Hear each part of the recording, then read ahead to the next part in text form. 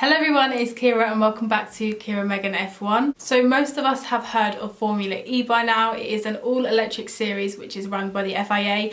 It's definitely a love-hate series. I know so many people that really love it and then so many people that absolutely hate it, but it is on the up nevertheless. So I thought I would share with you my 5 reasons why I think you should watch Formula E in the 2020 season or whenever we get started. Because I'm a massive fan of Formula E. I love it. I got gripped with it so quickly. And I feel like a lot of people are missing out by just saying, I don't want to watch it, I don't like the sound of the cars, I don't like the thought of it, I only want to stick to Formula 1. There's so many people that have such a stigma around Formula E. So I thought I would share with you my 5 reasons as to why I think you should watch Formula E. So the first reason is probably the main reason why everybody loves the sport. It is everybody's non-guilty pleasure, and that is that it is all electric, so it is the best solution to reduce urban air pollution. And this is something that Formula E are really proud of and they're really big on. If you look on their websites or on their social medias, they are always saying about how proud they are that they are this all-electric series that is really good for the environment, it is environmental friendly, and it is the best way to race. And I completely agree. Obviously we are in a world now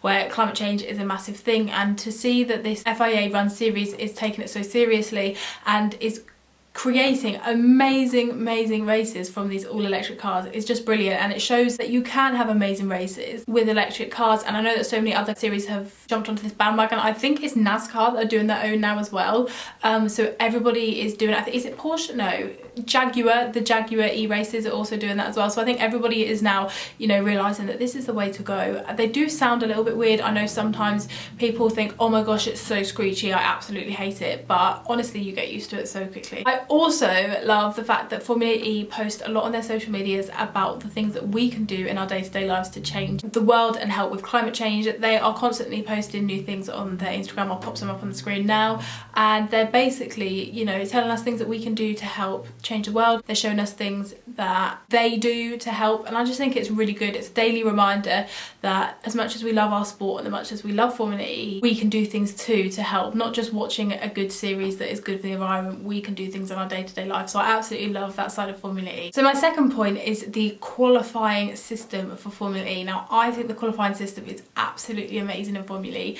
So basically they go out, I think now because there's like 24 drivers on the grid, they go out in groups of 4 groups of 6, and that's how they qualify, and they do that in championship order. So the top 6 in the championship will go out in group 1, next 6, and then the next 6 and the next 6, and that's how it goes throughout the qualifying. So if you're at the top of the championship, you will automatically be in group 1, and then obviously if you're at the bottom you will be in group 4, and you basically have, I think it's like 6 minutes to go and do your lap. They pretty much only have 1 lap. They don't really have time to go up 2 laps. They tend to go out at like 3 minutes remaining, so they always only go for 1 lap, and that's also what's good. It's basically one shot quali, and I think that's really good because it makes it more exciting. You know, they can't just go out like 4 times. They don't have the time to do it. I think the bit that gets people the most about this qualifying group is that obviously the track evolution changes throughout the session. As more running happens on track, the track gets better, and this is where we see the grid really shape up. And this is how I love the fact that Formula E is so unpredictable, because as much as these people are at the top of the championship, because they're going in group 1, they're kind of like the dummies for the group, and once the next group and the next group and the next group goes, the track gets so much better, it gets so much more rubbered in, and they end up doing the better time. So you've got such a mixed up grid of, you know, the championship leader could literally be in 20th position on the grid. You've got the person who's probably in the middle of the pack could go pole. It's so unpredictable and I love it. You just never know who's going to be pole. You couldn't sit, like in Formula 1 you could probably sit there and be like, yeah, this is a Mercedes dominated track, so it's probably going to be Lewis Hamilton, or this is a Red Bull track, like it's probably Max or Alex. Like you just could not predict it in Formula E, and I love that. And then once all the groups have been, the top 6 go into Super Pole, and that is where they have a 1 lap shootout as to who is going to get the pole position. And I like that. You get an extra chance. You know, you've done your bit in the first bit of group of qualifying, and now you can go on to the next stage and actually see who gets it. And honestly, it's literally different every single week, because as much as you want to get your points up to get at the top of the championship, you're then in the first group. That basically means you're not really going to qualify that well. So I absolutely love the qualifying format of Formula E. Like, it's probably my favourite part of the weekend is the qualifying. It's just so unpredictable and it's so fun to watch as well. It's really short and snappy. You're not like sitting there waiting for like 10 minutes for the cars to go out, because it's so short and snappy. They're out straight away, they've done their lap time, and then you're on to the next group. It's so good. Now my point 3 is the drivers. There are such amazing drivers in Formula E, and 9 times out of 10 you'll know know at least half of the grid who are in Formula E this year. The drivers that they have had and the drivers that they currently have are some of the best drivers in the world. Now I know we say we've got the top 20 drivers in Formula 1, but honestly Formula E have some amazing drivers. They've got so many ex-Formula 1 drivers such as Jerome D'Ambrosio, Jean-Eric Vergne, Lucas de Grassi, Felipe Massa, Stoffel van Dorn, like the list goes on. They have so many ex-Formula 1 drivers, and it's so good to see that the drivers will choose to go to Formula E after their Formula 1 career. So many of them will either retire or they'll go to another series, but actually to see that they're going to go and they're going to jump onto this new series is really good, because this series, because it could have easily flopped. It was only set up about 6 years ago. This series could have easily have had no attraction to it, but to see so many ex-Formula 1 drivers going in is amazing. There's also ex-Formula 2 and GP2 drivers in there. Oliver Rowland has came from Formula 2, Maximilian Gunther has came from Formula 2,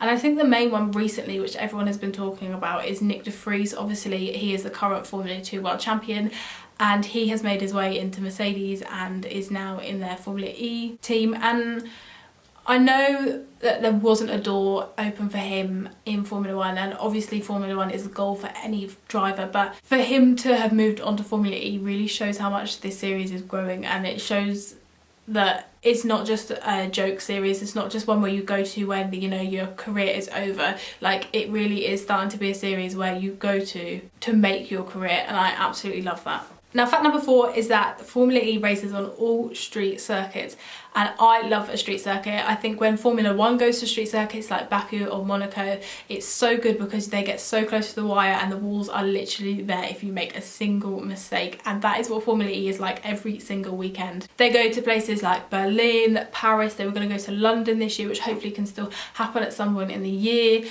Mexico, everywhere, and the barriers are like here, like there is no room for mistakes, and I love it. It makes for such good racing. I feel like when you go to a track that has so much runoff area, maybe like Paul Ricard or Cota, there's just so much room where you can just run out wide and kind of do what you want, whereas in Formula E you can't do that. In one mistake and you are in the wall, and that is why you see so many crashes in Formula E. Now, they're not big crashes, they're not anything serious, they are just shunts into the wall, they're shunts into other people, and it is so fun to watch. It's literally like bumper cars, but it's so good. And I know that some people are like, oh my gosh, that's not real racing, like I don't want to watch that, but honestly you should give it a watch because it is so good. The street circuits are just unbelievable. And the 5th point is the commentary team. Now, I'm actually giving such a big plug to the commentary team right now, but I absolutely love them. I feel like the group that they have is really amazing. It's such a small group, but they just do such a good job.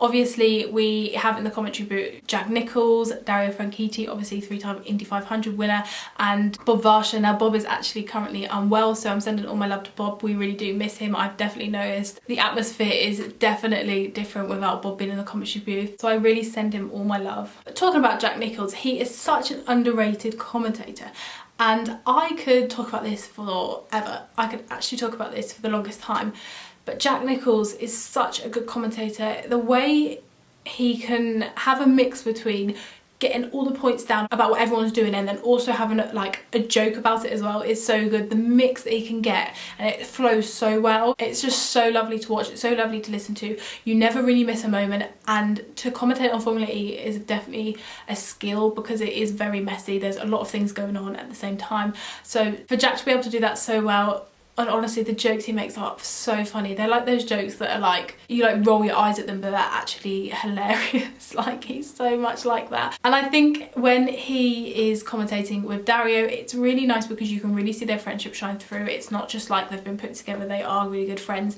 And they always know when the other person's going to speak, the other one doesn't speak over. Obviously Dario has got the physical driver mentality, and obviously he's got different comments to Jack, and Dario will say something if he thinks Jack is wrong, Jack will say something if he thinks Dario is wrong, and the way they work together just works so well. So I would definitely recommend watching Formula E because of Jack Nicholls and Dario Franchitti. And obviously not forgetting Nikki Shields and Vernon Kay, who are the presenters that kind of do more of like the trackside things. They are really good. I really like having Nikki in there. It's so lovely to see a woman in Formula E and doing the presenting. She's such a good presenter. And Vernon Kay, like for me seeing Vernon Kay doing Formula E is just, it's such a weird thing. It's like two worlds like mixing, because obviously I know Vernon Kay from like my TV when I was like 10. I know him from like Family Fortunes, from things like that. So it's so nice to actually see Vernon Kay. It's like a familiar face in Formula E. It really like gives you such like a weird feeling, but it's so good. But honestly, I just feel like the whole team, I've definitely missed some people, but I feel like the whole team who do the presenting in Formula E are absolutely amazing, and they just make the sport 10 times better. Like if you were to watch it with different commentators or without the commentary, it would just be not good. There we go, that is it for my 5 reasons why I think you should watch Formula E. I hope they did give you a little bit more of an insight into what Formula E is about and why I watch it and why I really enjoy it.